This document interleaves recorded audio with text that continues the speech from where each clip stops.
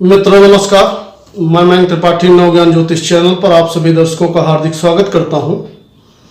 आज मंगल दोष के विषय में चर्चा करेंगे कि मंगल दोष के विषय में कई डाउट्स लोगों को हैं, वो मैं क्लियर करने की कोशिश करूंगा कि यदि आपकी कुंडली में मंगल दोष है, आप स्त्री हैं या पुरुष, तो आपको क्या करना चाहिए। अगर आपकी शादी नॉन मंगलिक लड़के से हो गई है और आप मंगलिक हैं तो क्या करना चाहिए, या लड़का नॉन मंगलिक है और लड़की मंगलिक है, तो ऐसे में क्या उपाय करके आप जो है जीवन को खुशहाल बना सकते हैं, जीवन में सुख समृद्धि ला सकते हैं।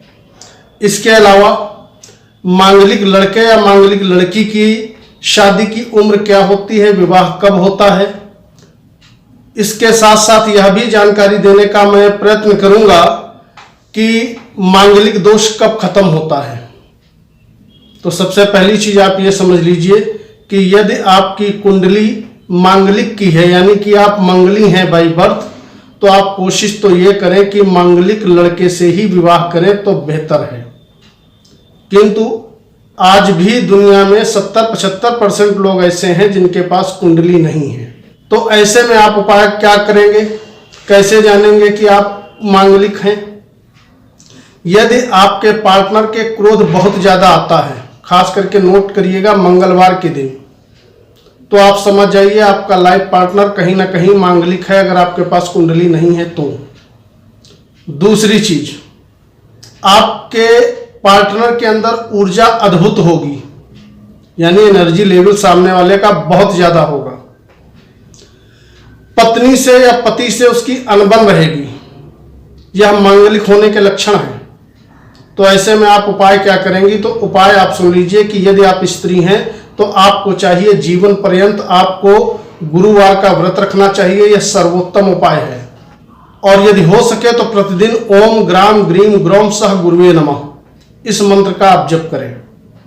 यदि आपकी कुंडली है और आप मांगलिक हैं लेकिन आपका लाइफ पार्टनर मांगलिक नहीं है, तो यदि आप पुरुष हैं तो कुंडली के जो 7वें भाव के स्वामी हैं उनके मंत्रों का आप या तो रेगुलर जप करें या उनसे संबंधित आप रत्न पहने, तो इससे वैवाहिक जीवन में खुशहाली आएगी। लेकिन यदि आप स्त्री हैं, आप मांगलिक हैं और आपके पति देव मांगलिक नहीं हैं, तो आप क्या करेंगी।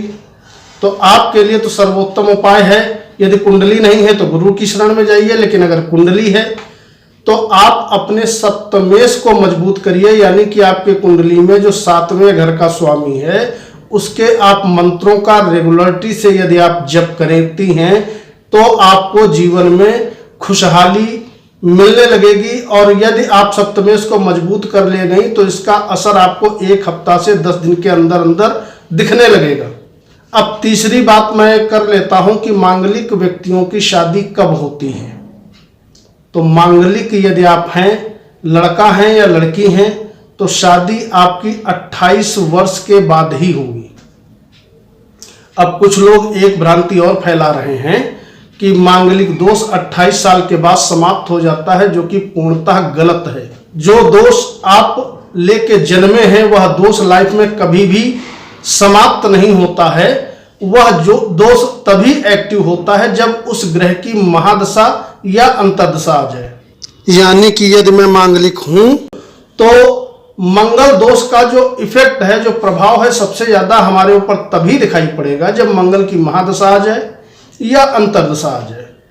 अब महादशा बचपन में भी आ सकती है, जवानी में भी आ सकती है, बुढ़ापे में भी आ सकती है।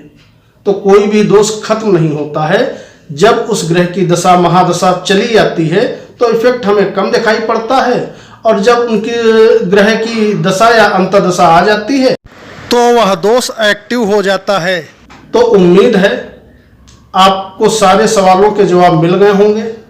यदि आप लड़का हैं या लड़की हैं, किसी से प्रेम कर बैठे हैं, सामने वाला मंगलिक है, आप मंगलिक नहीं हैं, तो आप घबराइए मत। किसी नजदीकी एस्ट्रोलॉजर को आप अपनी कुंडली दिखा लीजिए एक बार और उसके अनुसार रेमेडीज कर लीजिए। मांगलिक दोष को हवा मत समझो। मांगलिक दोष कोई बहुत बड़ा दोष नहीं है, इसका आसानी से उपाय किया जा सकता है। लेकिन जो आजकल पाखंड फैला है कि इस पेड़ से शादी करा दें, तुलसी से शादी करा दें, पीपल से शादी करा दें, इन चक्करों में मत पड़िए। लॉजिकल उपाय करिए जिससे आपके जीवन में सुख समृद्धि आ सके। उम्मीद है जानकारी आपको अच्छी लगी होगी। मयंक त्रिपाठी को अनुमति दीजिए, कल मिलते हैं। नमस्कार।